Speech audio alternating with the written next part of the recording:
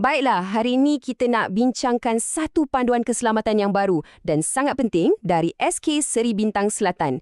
Ia tentang satu benda yang anak anda guna setiap hari, botol air mereka. Jom kita pastikan kita pilih yang betul dan selamat. Jadi, ini soalan penting untuk semua ibu bapa di luar sana. Adakah botol air yang anak anda bawa tu dah ikut peraturan baharu sekolah?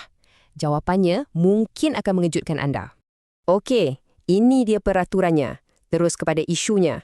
Mulai sekarang, semua jenis botol air logam, tak kisahlah teluli, aluminium atau apa saja, dah tak dibenarkan sama sekali di kawasan sekolah. Ini bukan cadangannya, ini peraturan yang wajib dipatuhi. Mesti kita dah tanya-tanya kan, kenapa tiba-tiba ada peraturan macam ni? Sebenarnya, larangan ini bukan dibuat sesuka hati. Ia dibuat berdasarkan kejadian yang betul-betul berlaku dan penilaian risiko yang teliti. Jom kita fahamkan kenapa perubahan ini sangat diperlukan. Risiko yang pertama dan yang paling kita risaukan ialah kecederaan fizikal.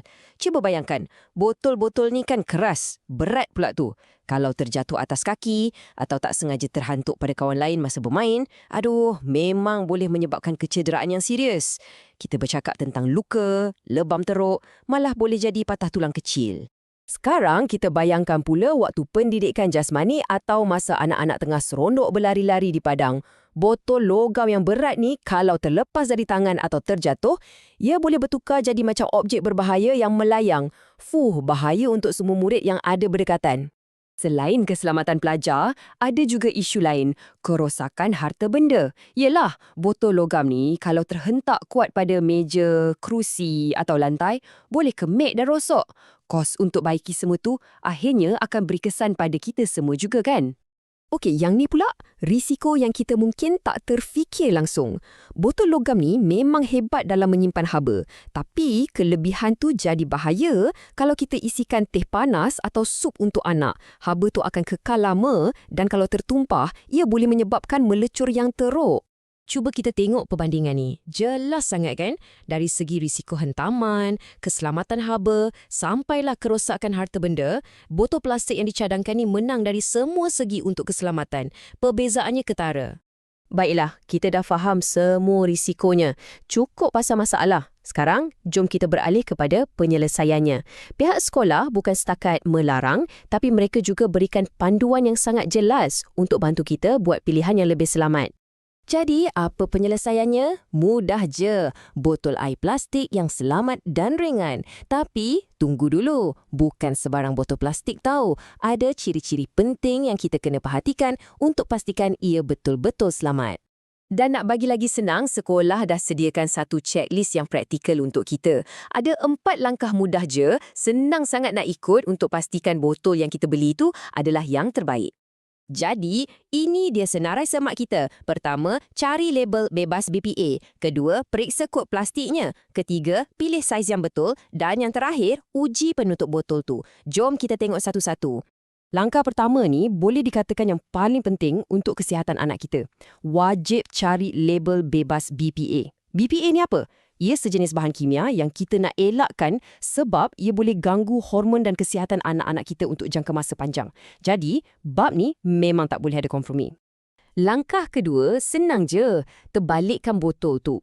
Cari simbol kita semula yang ada nombor di tengahnya. Macam yang anda nampak kat sini, kalau nombor 2, 4 atau 5, itu kod yang selamat. Tapi kalau nampak nombor 7, lebih baik letak balik botol tu. Sebab ia berisiko mengandungi BPA. Seterusnya, saiz. Sekolah cadangkan saiz antara 500 hingga 750 ml. Ini saiz yang ngam-ngam. Cukuplah untuk anak kita kekal terhidrat sepanjang hari, tapi tak adalah berat sangat sampai membebankan beg sekolah mereka. Dan akhir sekali, kita fikir pasal praktikaliti. Cari botol yang ringan, fleksibel sikit, jadi tak senang retak kalau terjatuh. Dan untuk langkah keempat tadi, pasal penutup tu, pastikan anak anda senang nak buka dan tutup.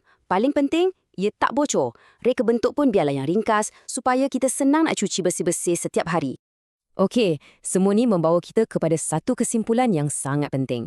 Peraturan ini bukan hanya tentang tanggungjawab sekolah. Ia tentang peranan kita bersama, ibu bapa dan pihak sekolah untuk bekerjasama demi keselamatan anak-anak kita. Dan untuk memastikan semua orang selamat, guru-guru dan kaki tangan sekolah akan memantau pematuhan peraturan ini secara aktif. Ini menunjukkan betapa seriusnya pihak sekolah dalam menjaga keselamatan setiap murid.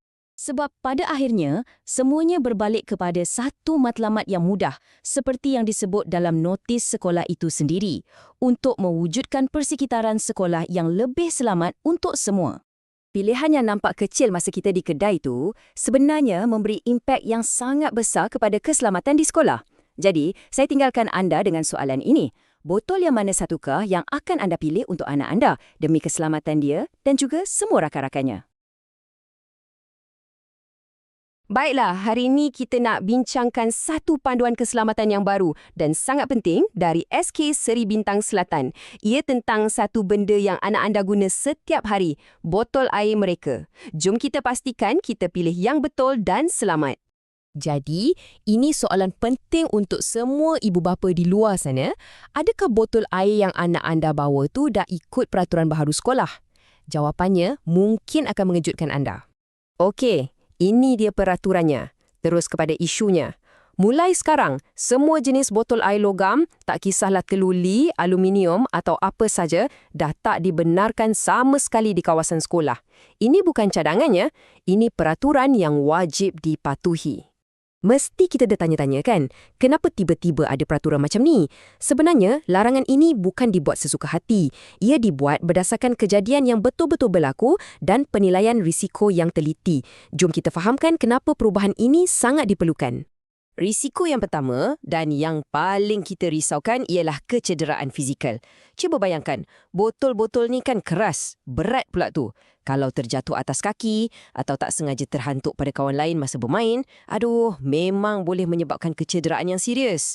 Kita bercakap tentang luka, lebam teruk, malah boleh jadi patah tulang kecil.